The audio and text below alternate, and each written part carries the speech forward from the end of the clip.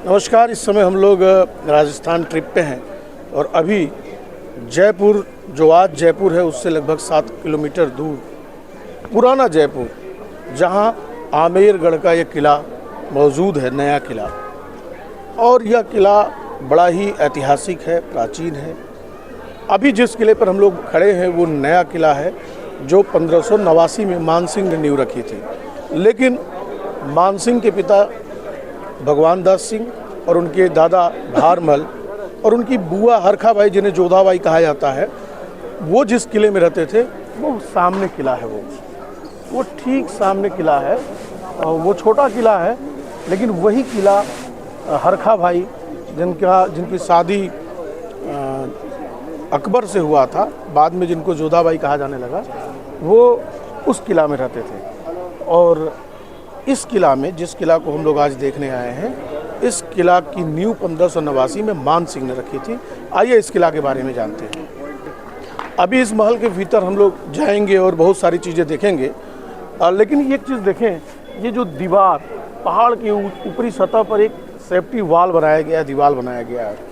यहाँ लोगों ने बताया कि ये विश्व की तीसरी सबसे बड़ी सेफ्टी वाल है। पहला चाइना में जो 64 किलोमीटर की है, दूसरा कुंभलगढ़ में 26 किलोमीटर का, और यह 12 किलोमीटर का आमेर किला का चारों तरफ पहाड़ों पर सेफ्टी वाल बनाया गया। अरावली पहाड़ी के ऊपर ये बड़ा सेफ्टी वाल बनाया गया और जगह जगह वॉच सेंटर बनाए गए हैं, वॉच टावर्स, जिसमें सैनिक खड़े होकर के देखा करते थे। कोई दुश्मन आए तो वो मशाल जलाकर या नगाड़ा बजा करके इसकी सूचना देते थे। हम लोग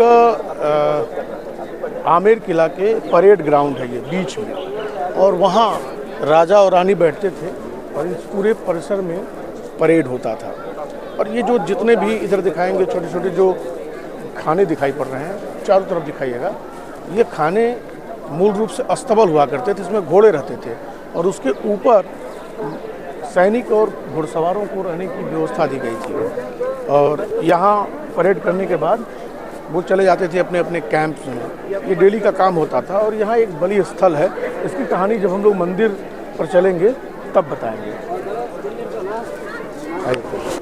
ये जो हम लोग खड़े हैं, पीछे शिला देवी का मंदिर है। शिला देवी के मंदिर के बारे में बहुत सारी कहानियाँ यहाँ प्रचलित हैं, लेकिन ये बंगाल से राजा केदारनाथ से युद्ध के बाद इस मंदिर की प्रतिमा को ले आए थे। एक ये भी कहानी प्रचलित है कि यहाँ बलि की प्रथा, नर बलि की प्रथा उस समय चल रही थी, बाद में बंद कर दी गई। लेकिन पशु बलि आज भी दी जाती है, इस कैंपस में नहीं, कैंपस के बाहर। बहुत सारे यहाँ के महात्मा को लेकर के चर्चाएं हैं, लेकिन कुल मिलाकर के इतना ही इस मंदिर को लेकर। आइए, अंदर जाने का मुख्य मार्ग है, सिंह द्वार इसको कहते हैं, और शहंशाह अकबर ने यह नाम दिया था सिंह द्वार। ये प्रमुख द्वार है जहाँ से अंदर जाते हैं। आइए इधर ये दीवाने आम है। ये पूरा कैंपस महत्वपूर्ण हिस्सा है महल का।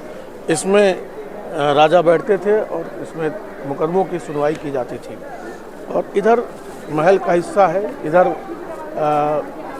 रसोई वगैरह होता था, उधर खाने पीने का जगह जहाँ पर राजा बैठते थे, खाते पीते थे। और वहाँ जनान खाना है अंदर, जहाँ पर महिलाएं, राजधानियाँ वगैरह रहती थी। और उधर सभी 27 जो छोटे छोटे सूबे थे, छोटे छोटे गांव थे, उन गांवों के सारे लेखा जोखा वहाँ अधिकारी लेकर बैठते थे। वहाँ अकाउंटेंट बैठते थे, इधर अलग उधर अलग, उन लोगों के पास ले जाकर के अपना लेखा जोखा देते थे। कोई परेशानी किसी को होती थी, कोई दिक्कत होता था तो पहले वहाँ बताता था, फिर वहाँ से वो राजा के दरबार में आता था।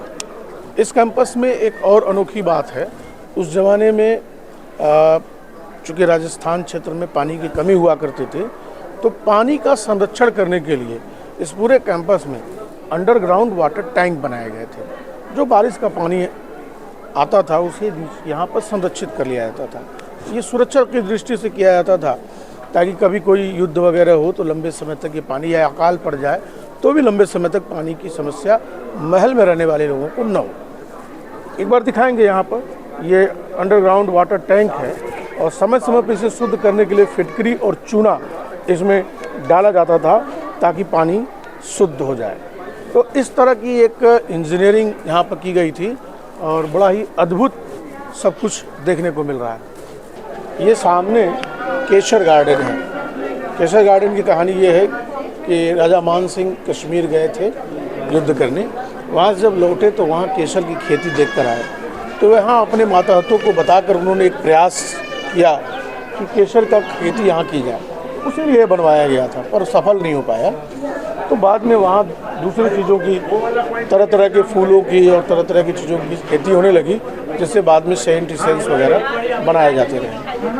और ये पूरे झील के बीचों बीच है, देखने में बहुत ही सुंदर है। और यहाँ फिर से एक बार नज़दीक आके दिखाएंगे, वो जो वाल 12 किलोमीटर का वाल है, वो सिक्योरिटी वाल, वो यहाँ से ऐसे गया हुआ है और सामने तक गया हुआ है। ये महल के भीतर लोगों के स्नान करने के लिए उस ज़माने का गीज़र है। यहाँ अंदर में वाटर टैंक बना हुआ है और उसके ऊपर एक कॉपर का प्लेट लगा हुआ है, फिर उस पर चूना रख दिया गया है। यहाँ आग लगाया जाता है। जब आग लगता है तो पानी गर्म होता है और वही पानी आगे निकाल करके स्नान के लिए प्रयोग में लाया जाता है। तो ऐसा नहीं है कि आज हम ही लोग गीज़र का उपयोग कर रहे हैं, उस समय भी अपने ढंग की टेक्नोलॉजी बना करके लोग इसका लुत्फ़ लेते रहे। बहुत सुंदर ये टेक्नोलॉजी है, देसी गीज़र। अभी हमने बाहर गीज़र की बात की।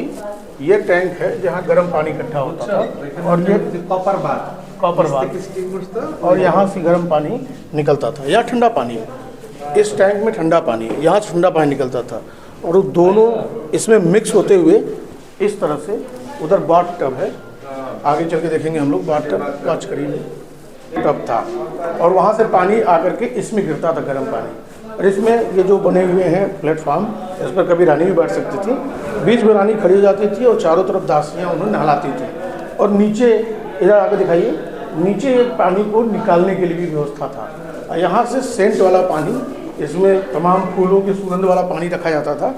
बाद में इस ड्रेनेज, इस टंकी से यहाँ से धीरे धीरे सुगंधित पानी भी इसमें आता रहता था ताकि उन्हें अच्छा लगे। पहले या बाद में इसमें कपड़े चेंज किए जाते थे और वहाँ मसाज किया जाता था। उधर भी दिखा दीजिए, वो स्थान मसाज का है। वो सामने बाल सुखाने के लिए झरोखा है जहाँ से धूप आता था, बाल सुखाया जाता था।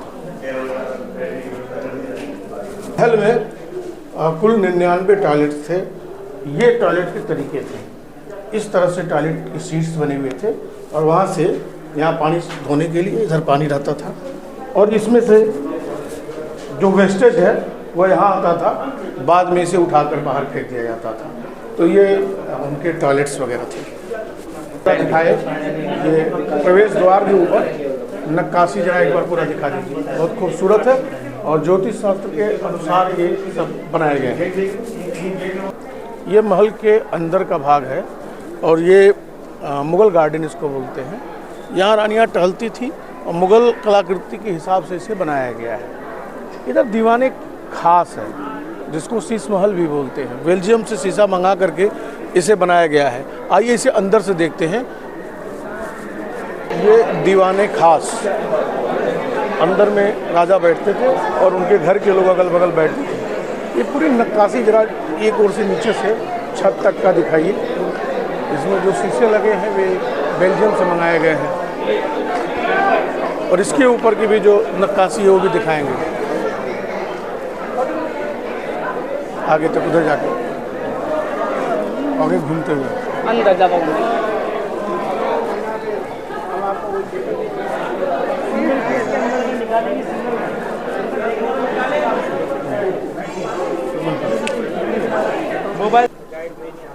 ये ऊपर में गर्मियों के लिए ये महल बनाया गया था दीवाने खास। रानियों के लिए बनवाया था राजा ने, जाड़े के लिए नीचे वाला और गर्मी के दिन में ऊपर वाला। वो कॉपर प्लेट से पर्दे लगते थे, उसमें पानी झरता रहता था और उससे ठंडी ठंडी हवाएं अंदर जाती थी। एसी का काम करता था, कूलर का काम करता था। तो इस तरह की टेक्नोलॉजी उस समय इस्तेमाल किए जाते थे। और ये यहाँ भी एक छोटा सा बैठने उठने के लिए ये जगह बनी हुई है।